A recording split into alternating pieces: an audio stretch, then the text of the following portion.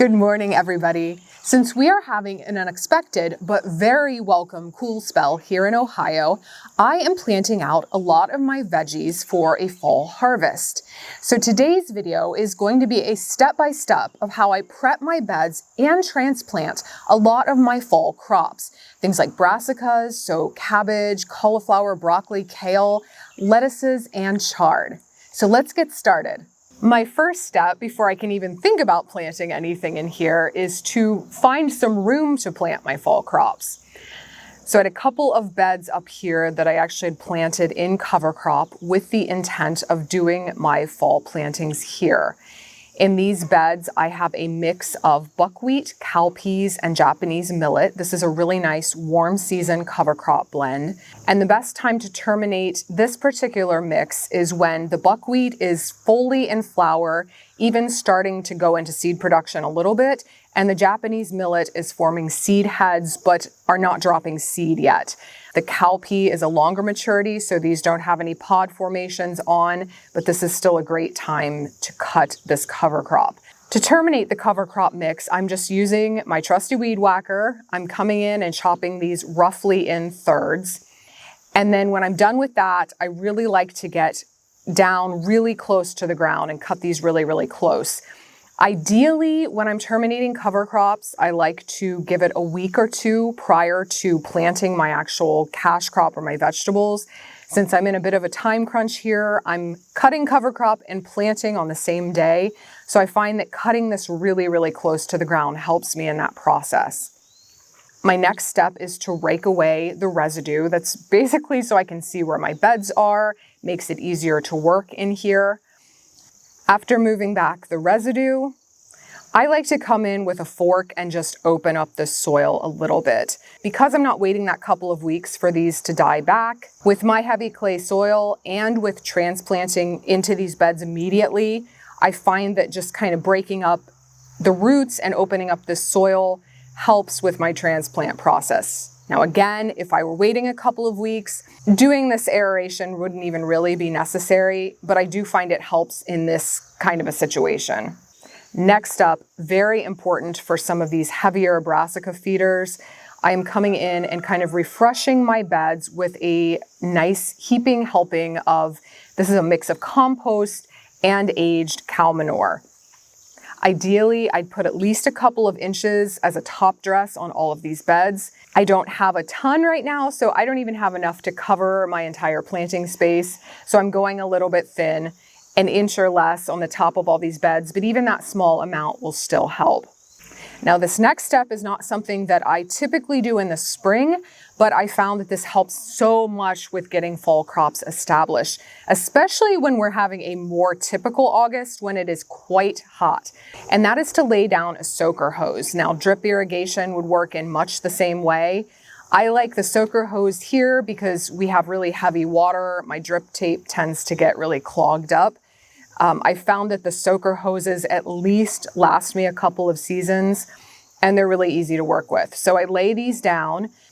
I pin that down with, these are just fabric pins just to kind of hold this in place. And now I am ready to transplant.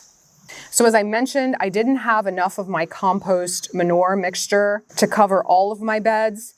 So I'm going to be certain to plant most of my brassicas in the spots where I added the amendments. So they're heavier feeders. They tend to need a little more nutrition than things like lettuces, chards, even kale, though it is a brassica, will do better than the heading brassicas on a lower nutrient profile soil. So up here, I am putting my broccoli. I've got Chinese cabbage, regular head cabbage or European cabbage, and then I'm doing my lettuces in the back. In addition to the compost manure amendment, I am also fertilizing these at the time of transplant. I talk more about fertilizer and kind of my tactics in this video, but here I am using, this is a Gardens Alive, Vegetables Alive. It's a naturally derived granular fertilizer. I've used this for years in my gardens. It works really well. The instructions on this one are to actually apply at transplant, and then again when your broccoli or cauliflower, what have you, starts heading.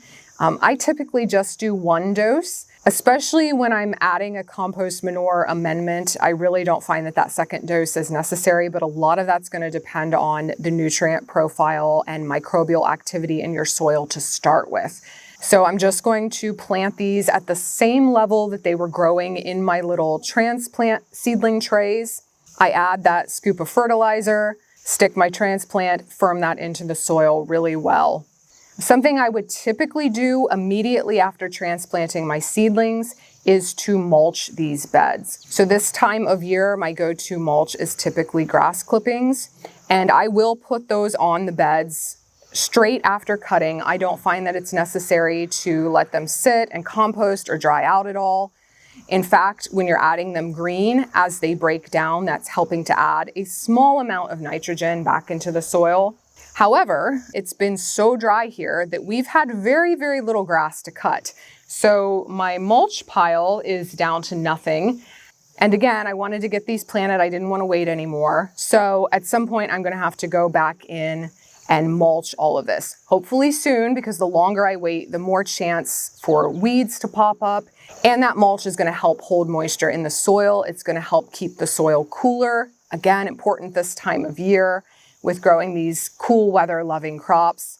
So I'll just get to that as soon as we've got enough grass for me to mulch with. Next, I am going to cover all of my seedlings, and I want to do this as quickly as possible after transplanting, because I'll tell you what, those cabbage moths, they move fast. They were already out here fluttering around the moment I started transplanting these seedlings. And if I don't get them covered, they will be out here laying their eggs, and I will have cabbage worms on all of my seedlings. In fact, I had these seedlings sitting out on my patio hardening off. I did not have covers over them there. And I already found a few eggs and a few caterpillars on these seedlings. So I'm careful to check each of these as I'm transplanting. If there's any little critters on them already, I'm going to squish them or wipe them off of there to make sure that I'm getting rid of them.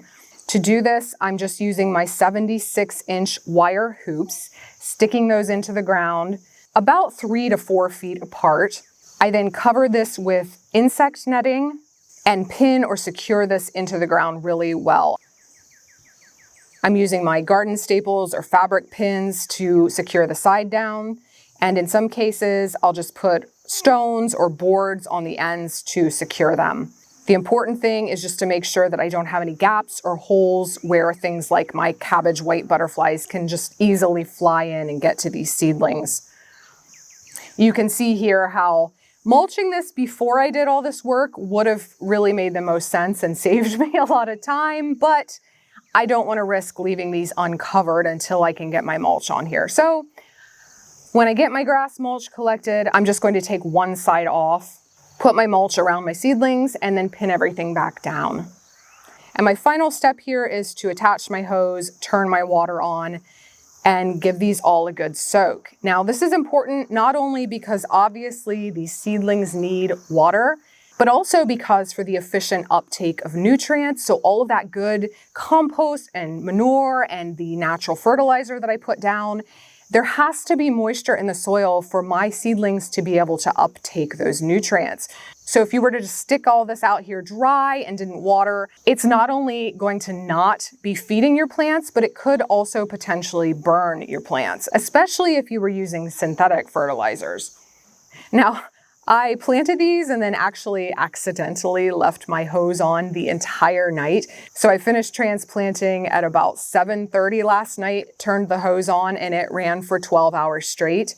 We were so dry here that actually worked out for the best. I had a very tiny bit of standing water out here in my sunken pathways early this morning, but it's already all absorbed. I think that this ground really, really needed that good soaking, and that'll help these seedlings really get acclimated well. So I don't want things drowning out here, but I definitely want to err on the side of more watering versus less watering.